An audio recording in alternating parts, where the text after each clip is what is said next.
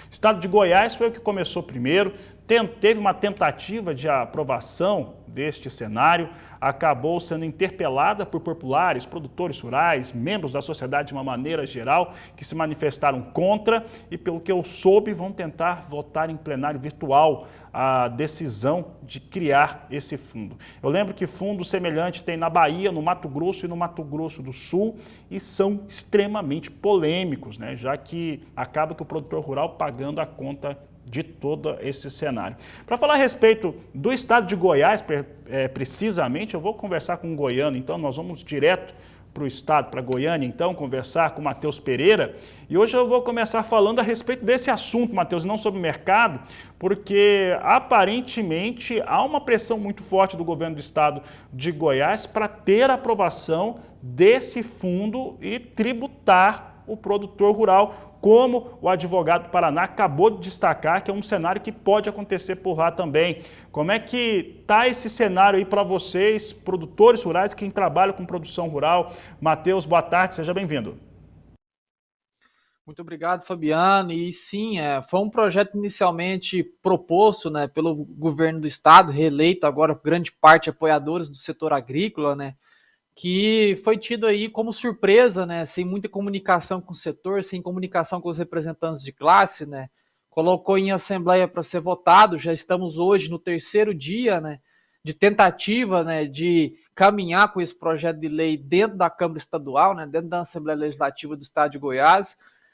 Hoje, né, por incapacidade até da própria presidência da Câmara, né, regida aí por Lissauer, grande apoiador do setor agronegócio, que não via capacidade de manter a sessão de maneira presencial, né, deu a liberdade de ser uma sessão híbrida, né, onde parte dos deputados, né, que grande parte não estão reeleitos aí para assumir o cargo em 2023, ficarão, né, no conforto de suas residências, no conforto de seus gabinetes, votando de maneira virtual, né, via telefone, via computador, a fim de evitar a pressão popular, o qual o agro tem se mostrado muito eficiente aqui dentro, Fabiano. A gente tem a Assembleia Legislativa, que talvez não veja, ela fica bem ao fundo aqui do escritório da Pátria, eu consigo enxergar toda a entrada da Assembleia aqui do meu escritório, né?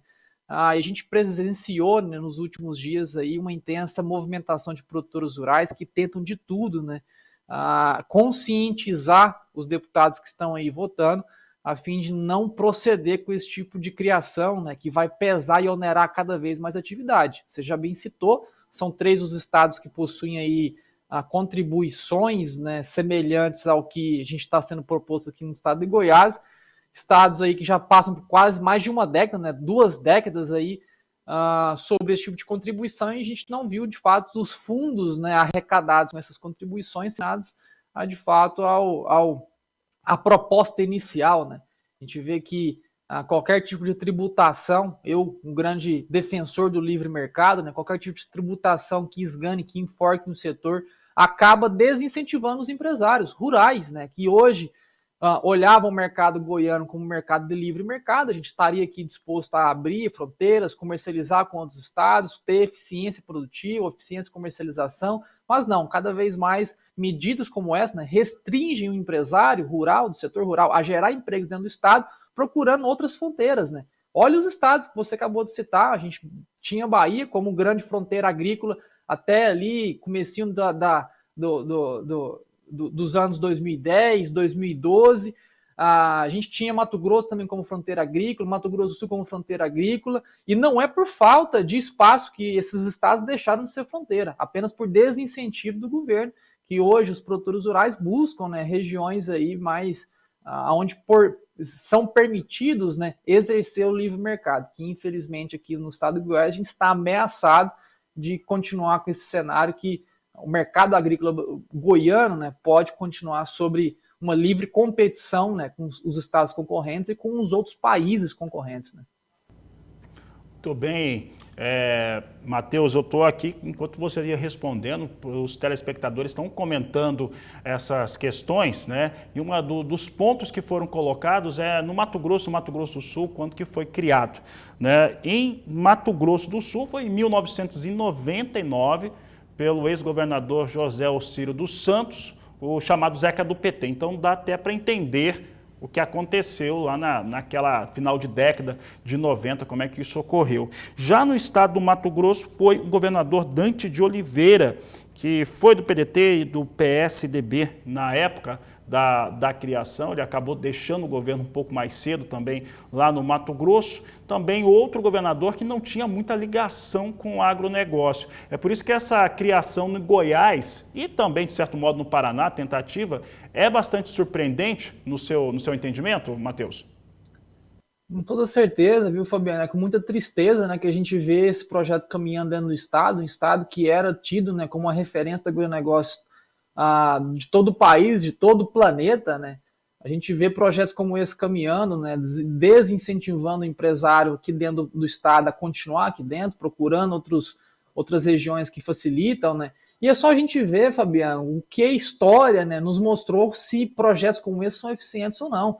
Olha o caso do Mato Grosso, onde produtores rurais, né, mesmo pagando um FETAB, que é sim uma taxa que acaba onerando muitas das vezes a atividade, acaba tirando competitividade do setor lá dentro do estado mato-grossense, produtores que se juntam e constroem rodovias com recursos próprios, né, fiscalizando, construindo, colocando pedágios aí para que essas rodovias sejam mantidas de pé, né, aonde que muitas das vezes esses fundos deveriam ter sido usados para a construção dessas rodovias que estão hoje sendo construídas pelo setor privado. Então, não é uma maneira mais eficiente de se tratar como isso, né, até porque todo o projeto criado aqui dentro do estado de Goiás seriam fundos destinados a incentivos, né, à infraestrutura dentro do estado, aonde que a infraestrutura não é usada solenemente, né, somente pelo setor agropecuário. Né? A gente tem toda uma cadeia de civis, da indústria, do setor de serviços que usam toda essa malha rodoviária, que que a gente vai estar pagando uma conta para todos, né? Produtor rural que hoje já tem uma carga tributária aí de receita líquida de quase 27%, 30% em alguns casos, com uma medida como essa, apesar de estar colocando 1,65% de tributação sobre a receita bruta, quando a gente traz aquilo para a receita líquida, o que sobra de fato no bolso produtor, Fabiano, a gente está falando assim que vai levar talvez uma tributação líquida de 27,5%, de 30% para 45%. É o Estado o Estado e governo federal tomando aí metade de quase todo o lucro que o produtor vai ter em campo, vai ser destinado a esse sócio ineficiente chamado Estado. Então, de fato, é uma medida muito polêmica e só sente aquele que vai estar pagando a conta. Essa que é a grande insatisfação do setor. Tá certo, Matheus. Em longo prazo, dá para afirmar que boa parte da população brasileira vai ressentir disso também. Matheus, para encerrarmos aqui a nossa entrevista, eu vou entrar no tema que conversamos regularmente aqui no Agricultura BR, falar de mercado de soja e de milho. Semana é mais curta, Estados Unidos tem esse feriado nesta quinta-feira, feriado do Dia de Ação de Graças. Aqui no Brasil, a América do Sul, de uma maneira geral, há muitas incertezas, principalmente em relação às chuvas. Alguns estados já aqui no país já demandam um cenário mais complicado por falta de umidade no solo e complicações na Argentina. Como que você avalia o cenário de momento, uma semana no qual é mais curta mesmo e o volume de negócios menor? Olha, Fabiano, muito bem pontuado, né? Essa época do ano, durante o feriado Thanksgiving, né, que é o feriado de ação de graças, onde os norte-americanos agradecem pelo fim de uma nova safra, né, se reúnem com a família, algo semelhante ao que a gente vive aqui durante a época do Natal, né, onde a gente tem essa confraternização familiar, muito tradicional das residências aí, tradicionais brasileiras, né. Essa época do ano, então, já é conhecida no mercado agrícola por ser uma época mais amena, né? Apesar de a gente ter na quinta-feira o feriado, sexta-feira a Bolsa de Chicago operando sobre metade do período, a gente tem a semana como um todo, uma semana de recesso, né?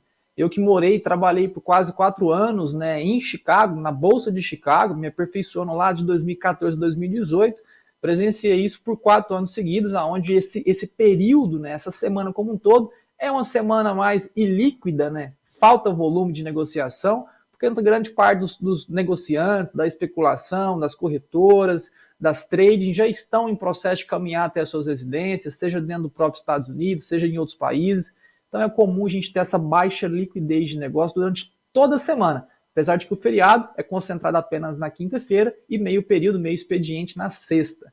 Então é comum, a gente deve retomar com mais agressividade no mercado na próxima semana, como você já bem disse, né, especulação olhando aí pontos, né, de seca aqui na América do Sul. A Argentina, que tem até o momento o pior início de safra da história, nunca se teve um índice de vegetação tão pobre quanto a Argentina vivencia hoje, né, por falta de chuvas, puramente, né, campos secos ainda incapacitando o avanço de plantio da soja argentina, que é um grande ponto de atenção que tomará conta do mercado na reabertura da segunda-feira, justificando aí uma sustentação aos preços da soja na entrada de dezembro, viu, Fabiano?